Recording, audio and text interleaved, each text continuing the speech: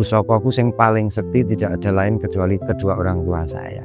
Dan beliau yang memberikan saya semangat, beliau yang memberikan inspirasi, beliau yang mendoakan saya tanpa pamrih, beliau yang mendukung baik siang ataupun malam.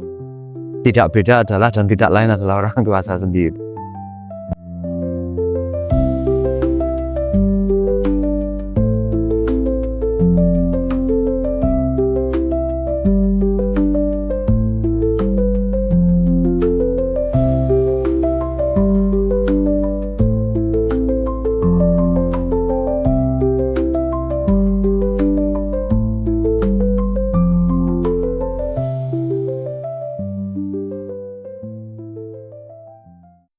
Baik, assalamualaikum warahmatullahi wabarakatuh. Selamat pagi teman-teman khususnya peternak Indonesia. Untuk nama saya sendiri, Sofyan, kita bergerak dalam dunia peternakan kambing khususnya kambing Kaligesing yang sering teman-teman bilang kalau pada masa-masa lalu sebelum SK SNI-nya itu keluar itu memang rata-rata teman-teman peternak bilangnya ini kambing Wetawa dan kita sendiri berdomisili di Kaligesing. Desanya Rogoguo, kecamatannya Kaligesing, kabupatennya di Purworejo. Nah, jadi basic yang kita jalankan untuk selama ini bergerak dari sejak tahun 2006 itu memang menspesifik khusus kambing Kaligesing. Boleh ceritakan Pak, sebelum memulai usaha kambing ini Pak? Sebelum memulai usaha kambing itu sebelumnya karena kita sebagai warga kecamatan Kaligesing, awal mulanya adalah tidak ada pilihan. Tidak ada pilihan usaha di mana kita karena hidup di komplek pedesaan di pegunungan menoreh. Lantas kita pernah berpikir bahwa apa sih yang berpotensi di daerah kita dan apa sih yang bisa dikembangkan dan apa sih yang bisa memberikan profit kita ke depan. Nah, lantas ini menjadi pilihan utama sejak 2006 tersebut kita mulai memang bahkan dari hal yang paling kecil. Kalau di daerah kita itu seringkali kambing itu tidak serta-merta kita harus mengeluarkan budget sekian rupiah ataupun sekian juta untuk membeli satu ekor lantas kita mau pelihara kan konsepnya juga tidak serta-merta seperti itu. Tapi bahwasanya karena di daerah pegunungan ataupun pedesaan di daerah kita itu sering ada teman-teman yang ada bahasanya sistem gaduh, kita mulainya dari itu. Jadi kita bergerak awal itu dari sistem kita gaduh di mana gaduh itu adalah pinjam pakai. Kalau kita bicaranya pinjam pakai. Jadi misalnya ada saudara, teman, ataupun relasi yang punya kambing tapi beliau tidak punya kandang, kebetulan kita bersedia untuk ngarit, untuk mengembangkan, nah kitalah yang pelihara. Dan kita bermula dari sistem seperti itu dengan sistem bagi hasil. Kalau dulu itu sistemnya adalah 50% 50%. Jadi dari satu ekor induk misal pun keluar anakan 2 itu biasanya kita dapat 1, pemilik bahasanya investornya dapat 1. Tapi tatkala kadang ya tidak menutup kemungkinan yang namanya kambing juga bisa cuman 1 ekor. Nah, kalau 1 ekor biasanya cuma dibagi 2. Bahwasanya laku 1 juta kita dapatnya 500.000, investornya 500.000. Jadi kita awalnya bergerak dari sistem gaduh. Sebelumnya pekerjaannya apa Pak? Boleh tahu Pak? Pekerjaan awal kita ini sebenarnya awalnya kita menjadikan pilihan yang sangat berat, konsekuensi yang keputusan yang harus kita ambil. Dulu kita pernah juga nyokwan, bahasanya kalau zaman sekarang ini bicaranya wiyata bakti ya, kalau misal kayak pegawai calon pegawai negeri ataupun apa. Kita sempat ada 1 tahun di Wonosobo, melancong merantau dan kita juga pernah sebagai bahasanya apa yuk? Wiyata bakti apakah sudah layak kalau kita ngomong dari tenaga pendidikan terus guru gitu ya pantes tapi ya nggak tahu lah waktu itu lah. Itu kita juga di SDPU Sukoharjo pernah juga 1 tahun. Lantas kita berpikirnya juga, ah kok ini bukan pilihan. Nah konsekuensinya adalah ketika kita dari stylist kita yang awalnya mungkin kalau orang melihat kita berpakaian rapi, orang melihat kita pakai sepeda motor, orang melihat kita sebagai kayak tenaga pendidikan itu kan dari cara pandang masyarakat, wah kayak sudah pegawai. itu sudah boleh. Tapi lantas karena itu memang bukan pilihan, jadi kita ambil sikap memutuskan untuk kembali ke rumah dan kita pakai alatnya adalah sabit, karung, dan tali itu bahasanya di dalam hati ya sempat sempat kayak bertentangan. Mungkin dari cara pandang orang, "Oh, sudah jadi pegawai kayak gini gini gini kok malah milih ngarit." Ya tapi karena memang itu adalah jadi pilihan kita, di mana kita punya tujuan besar, kita punya harapan besar, punya cita-cita besar, ya disitulah kita ambil. Ya awalnya kalau kita dibilang sebelumnya pernah bekerja apa, ya itu. Mas yo kita nggak bilang, nggak bicara masalah nominal ya. Jadi kayak misal aku kerja di sini digaji sekian lantas nggak puas, ketidakpuasan setiap orang itu pasti ada.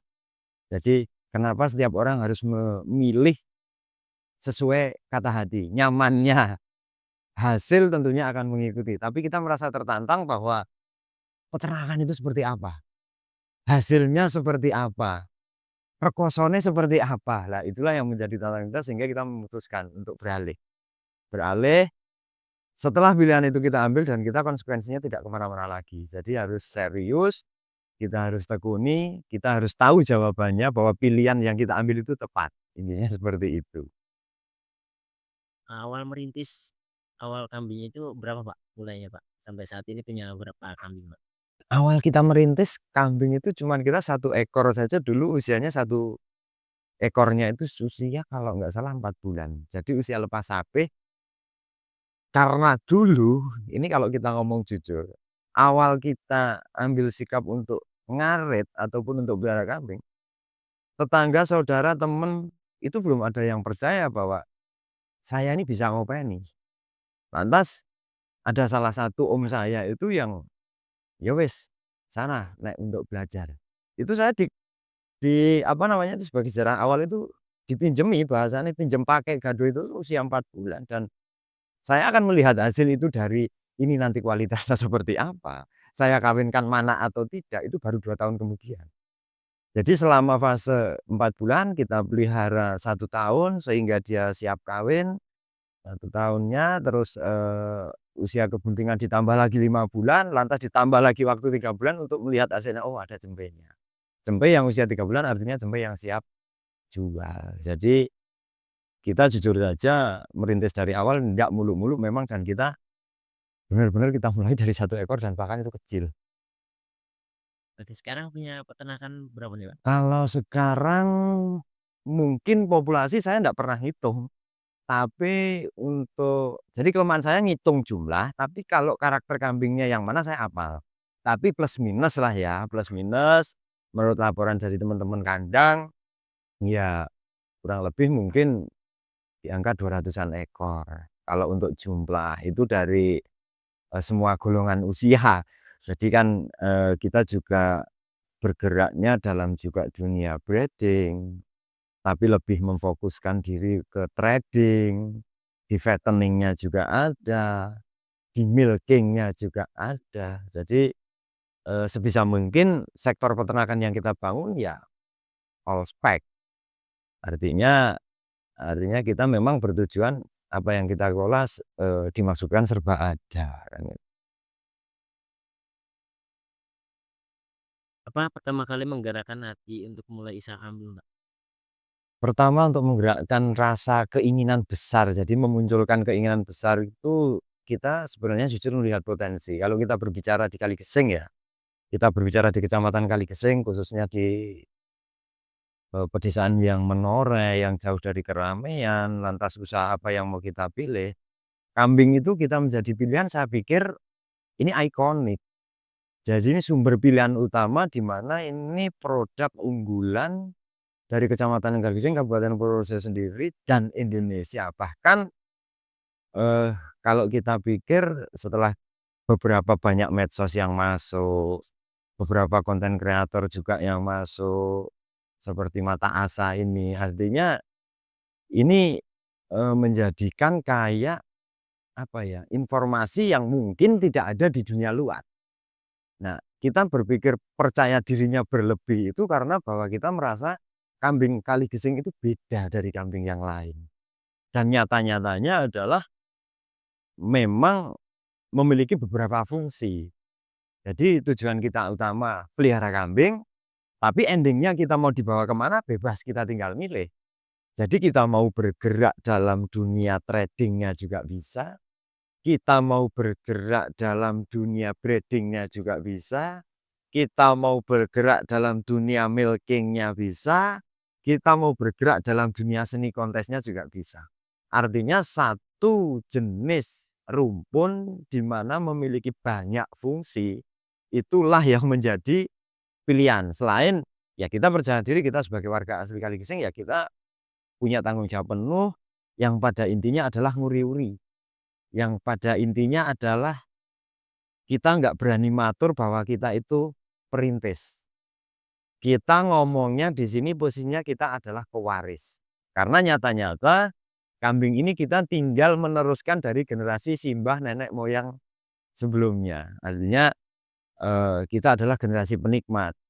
Kalau generasi pewaris dan generasi penikmat, kita dalam hati memiliki rasa tanggung jawab bagaimana melestarikan dan bagaimana mengembangkan dan bagaimana dapat hasil. Seperti itu. Siapa sosok paling menginspirasi, Pak, dalam perjalanan jadi pengusaha kambing, Pak? Kalau saya ditanya seperti ini sebenarnya rodok membikin bulu kuduk saya kumat berdiri lagi.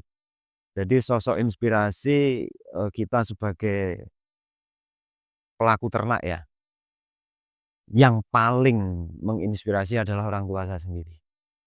Jadi saya melihat dari perjalanan orang tua yang, eee, perjalanannya adalah sebagai petani, peternak kecil, itu kiblat yang kita lihat paling tidak kan pendewasaan mental seorang anak itu pastikan tidak beda jauh ketika kita melihat sosok background orang tua. Ketika kita melihat karakter orang tua yang, sebagai petani, yang sebagai peternak kecil, lantas kita kan pasti berpikir bahwa, "Aku juga ingin tapi bagaimana menjadi lebih besar." Setiap kali orang tua saya sendiri itu memberikan inspirasi tentang bagaimana kalau kamu nanti seandainya menjadi pedagang, pedagang yang baik seperti apa. Pedagang yang cari untung tidak harus berbohong. Pedagang yang cari untung bisa jujur. Artinya logikanya seperti ini. Aku beli kambing seharga 1 juta, lantas saudara saya mau yang beli, saya bilangnya belinya sudah 1,1 juta. Itu ada unsur pembohongan 100.000. Lantas bapak saya bilang, kalau kamu besok mau jadi pedagang, lebih baik kamu ngomong modal apa adanya, tapi untuk untung kamu minta apa adanya. Sebagai contoh, kalau kita mau untung 200.000, mending saya belinya 1 juta, saya minta untung 200.000. Daripada saya bilangnya beli 11, saya minta untung 100.000. Padahal faktanya yang kita beli harganya 1 juta, kan sudah ada pembohongan. Nah di situ sosok bahasane kalau kita orang Jawa bilang pusokoku. Pusokoku yang paling sekti tidak ada lain kecuali kedua orang tua saya. Dan beliau yang memberikan saya semangat, beliau yang memberikan inspirasi, beliau yang mendoakan saya tanpa pamrih, beliau yang mendukung baik siang ataupun malam, tidak beda adalah dan tidak lain adalah orang tua saya sendiri. Kalau boleh tahu ini harga kambingnya berapa, Pak, per ekornya? Sebenarnya kalau di Kambing Kaligsing TV ataupun kalau teman-teman, bilang KKTV ya, farm itu KKTV itu kita memang bergerak dalam, secara spesifikasinya adalah all spike. Kita melayani dari segala bentuk usia, kita melayani dari segala bentuk harga, bahkan kalau teman-teman yang datang ke sini bawa budget kisaran misal 1 juta kurang kita bisa layani. Jadi kita nggak monoton, kita nggak pakem bahwa yang kita jual adalah harga misal 5 jutaan. Jadi apa teman-teman inginkan, yang teman-teman inginkan kita sediakan. Dan kita sendiri juga tidak hanya berbasic ataupun monoton yang kita jual cuma kambing. Pada faktanya kambing itu, butuh media bantu. Kambing itu butuh, apa namanya, penyerta. Artinya untuk kelangsungan peternakan kan tentunya butuh penyerta. Tidak beda bahwa, oh kalau kita beli kambing ya tentunya kita butuh kandang. Bapak saya sebagai teknisi kandang sendiri juga menyediakan kandang. Oh kalau kita sudah punya kandang, kita sudah punya bibit yang bagus, lantas, oh kambing butuh pakan.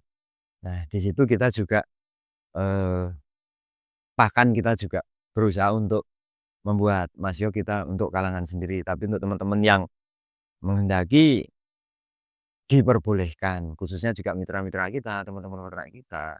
Kalau kambing itu range harga kita berbicaranya seperti awal kita tadi bilang bahwa mulai dari 800.000 saja, bahkan sampai unlimited. Kalau kita bahwasanya bilang unlimited adalah begitu teman-teman ada yang request, "Mas saya mau cari kambing seni, Mas saya mau cari kambing kontes." Ketika akad podo cocoke, kita redikan. Bagaimana perasaan pertama kali melihat hasil kambing segini banyak? Eh, sebenarnya mengalir, Mas. Proses dalam dunia peternakan itu kan mengalir ya. Kalau kita mau bicara jujur, perasaan ataupun bagaimana rasa merasakan pertama kali, itu fleksibel, kita bilang fleksibelnya ketika gini aja, kalau kita melihat satu ekor induk dengan kebuntingan di usia sudah tua, ketika kita melihat anakannya yang sesuai harapan, ya tentunya kita akan merasa puas. Tapi yang namanya peternak itu kan tentunya punya banyak tantangan, punya banyak resiko, karena yang kita pelihara kan bergerak dan benda hidup, artinya hewan hidup. Tentunya ya penting kalau kita berbicaranya ya, apakah apa itu bentuk resiko ataupun apa itu bentuk suka dukanya ya kita jalani dengan seneng, selalu seneng. Kadang seekor, kambing itu kalau udah berbicaranya, oh sudah kawin, bunting, mana dengan hasil bagus, kita tentunya akan luar biasa mensikapi, "Oh jelas ini uang nggak hilang." Rasanya kalau kita kambing beli, oh ini berkembang kan, tapi nggak menutup kemungkinan juga kalau kita berbicara dari bentuk resiko, yang namanya hewan hidup ya sudah diharapkan, sudah dikawinkan bunting tua, ternyata manaknya nggak hidup, induknya kena masalah susu dan lain-lain, dan itu suka dukanya yang di situ pasti ada. Jadi kalau perasaan awal kita melihat hasil ternak ya tentunya satu kepuasan, tapi tentunya juga mengalir karena kalau kita berprinsip ada siang, ada malam, ada lahir, ada mati, ada sehat, ada sakit, tentunya ada senang, ada susah. Nah, disitulah kita yang harus imbang. Imbang antara kita mensikapi nek seneng ojo seneng banget, lek susah ojo terlalu susah banget. Karena tidak menutup kemungkinan yang kita openi adalah juga punya nyowo, punya nyawa di mana bisa setiap saat bertambah dan juga bisa setiap saat berkurang. Seperti itu. Apa momen paling mengharukan, Pak, yang selama beternak kambing? Sebetulnya kalau bagi diri saya dalam dunia peternakan yang kita kelola, momen yang mengharukan adalah di mana tuntutan. Tuntutan di masa kini itu kan adalah di mana setiap insan manusia itu diharapkan memiliki daya kreativitas yang mandiri.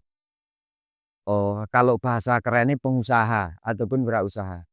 Kalau momen kepuasan ataupun yang bikin saya kadang nggak habis pikir itu tatkala saya dulu awalnya berangkat ngarit sendiri, yang orang pun nggak perlu tahu, bahkan dapat cemoohan, tertawaan, dan segala macam. Tapi saat ini yang kita alami adalah ketika kita bisa bermanfaat untuk orang lain. Tentunya konteks bermanfaat untuk orang lain pada dasar intinya adalah kita sudah nggak bisa mampu sendiri dan kita bisa rekrut teman-teman dan kita bisa rekrut tenaga, kandang dan lain-lain. Itulah bagi diri saya yang merasa paling puas. Artinya kadang saya bilangnya "Trengo mareme." Yang dulu saya nggak punya pikiran sama sekali bahwa, "Opo mungkin peternakan yang skalanya saya itu peternak kecil, lantas saya jadi punya peternakan, lantas saya bisa dibantu dari teman-teman, saudara, dan lantas saya bisa memberikan istilah, bahasanya uang rokok di setiap minggunya atau setiap bulannya." Ketika hari ini tercapai, ketika hari ini terjadi itulah sangat memuaskan untuk diri saya. Dan itu dibilang mengharukan untuk diri saya pribadi luar biasa. Karena saya punya prinsip bahwa sejatinya hidup adalah bermanfaat untuk orang lain. Apa tantangan terbesar, Pak, dalam mengembangkan usaha kambing, Pak? Tantangan terbesar dalam pengembangan dunia kambing adalah di mana kita harus titik impact imbang. Tatkala kita nggak boleh ambisi tanpa menyesuaikan power. Setiap orang lantas punya cita-cita yang sama bahwa saya pengen punya peternakan yang besar, saya pengen punya kambing yang besar, yang banyak, saya punya juga, keinginan untuk rekrutmen tenaga dan lain-lain juga seolah-olah di sawang orang itu juga menjadi pengusaha. Tantangan terbesarnya adalah membuat titik imbang di mana dengan populasi sekian, dengan operasional sekian harus bisa tetap jalan.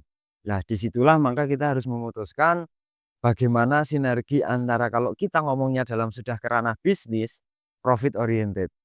Bahwa tantangan terbesar adalah ketika yang kita pelihara adalah hewan, di saat kapan pun sangat memungkinkan angka kerugian terjadi. Nah, tantangan terbesar bagi farm kita itu adalah titik penyelesaian bagaimana kita memilih bibit yang bagus, merawat dengan pola konsep dan pakan nutrisi yang bagus, perkandangan yang bagus, dan endingnya adalah marketing yang bagus. Apakah ada merasa ingin menyerah, Pak? Apa yang membuat bertahan? Kalau saya pikir cita-cita setelah kita punya bayangan, jawabannya adalah kita tidak akan menyerah. Jadi, kenapa kita tidak akan menyerah? Karena saya merasa gini, saya sudah merasa pas dan saya sudah merasa nyaman dan ini sudah menjadi pilihan tepat. Saya tidak memandang sebelah mata bahwa, oh ming kambing, oh ming peternakan, oh jadi ming wong arit. Saya pikir tidak seperti itu.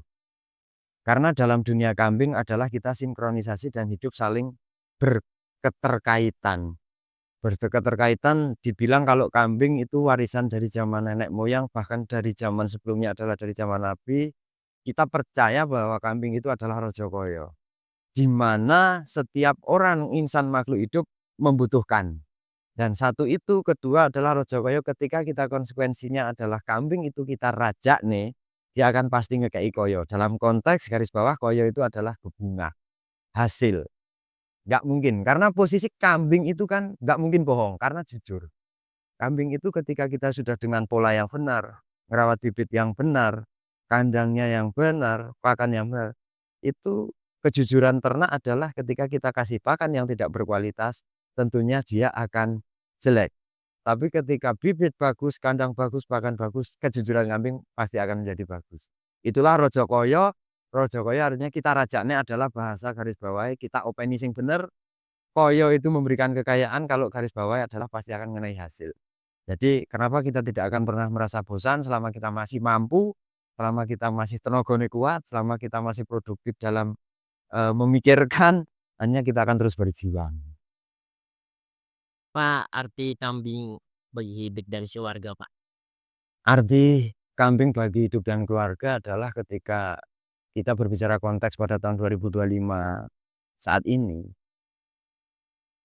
kambing itu kan tujuan utamanya kalau kita melihat dari unsur dwigunanya.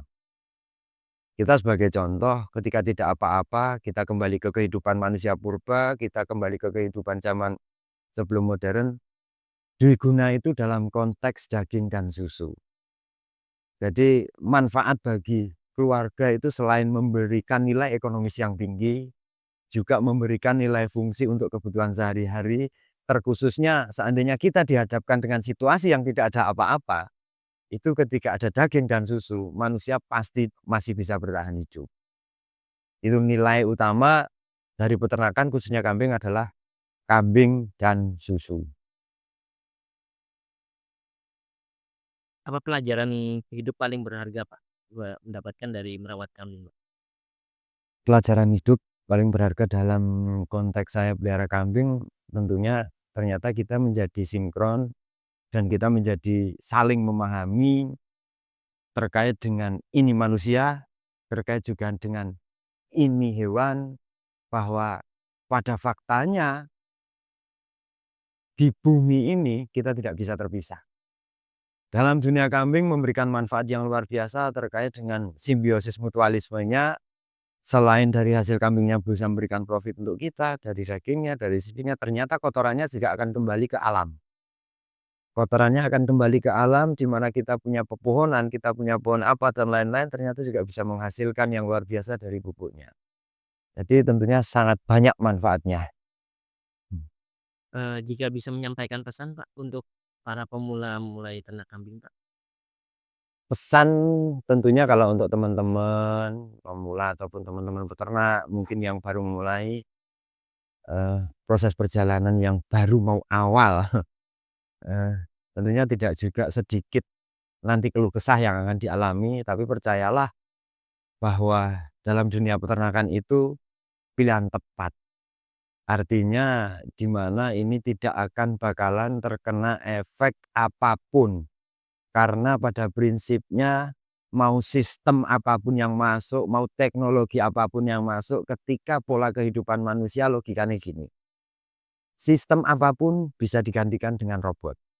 Tapi sistem perut manusia tidak bisa digantikan dengan besi. Intinya seperti itu. Jadi percayalah dan yakinlah bahwa kita kalau ambil pilihan dalam dunia peternakan itu sudah sesuai request pesannya zaman Nabi. Jadi intinya kita akan melestarikan alam ke depannya. Terakhir Pak, boleh ke kamera promosi usahanya Pak? Boleh? Nah, silakan. Bagi teman-teman juga nanti yang menghendaki untuk bibit kambing kami, bibit kambing Kali Gesing, yang tentunya nanti panjenengan semua berkehendak untuk memilih spek, kita sediakan juga dari yang tempe, anakan, bahkan sampai yang usia dewasa. Dan tentunya beberapa produk item yang kita jual ada di farm kita, Kambing Kali Gesing, terkait juga aksesoris, ada dadung juga, ada merchandise kaos juga, susu murni kambing Kali Gesing juga ada, susu olahan bubuk juga kita redikan, pakan juga bahkan kita redikan khususnya pakan berbentuk konsentrat. Nomor WA-nya Pak?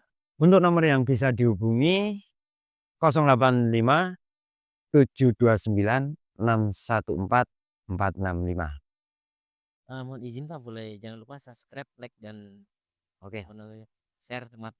Jangan lupa teman-teman, khususnya viewer mungkin teman-teman yang sudah tidak asing lagi melihat kita, jangan lupa ditunjuk subscribe-nya. Subscribe, jangan lupa juga di komen, di share linknya sebanyak-banyaknya, dan mudah-mudahan tentunya informasi ini tentunya pasti akan bermanfaat untuk teman-teman, khususnya channel Mata Asah. Subscribe itu gratis teman-teman, monggo.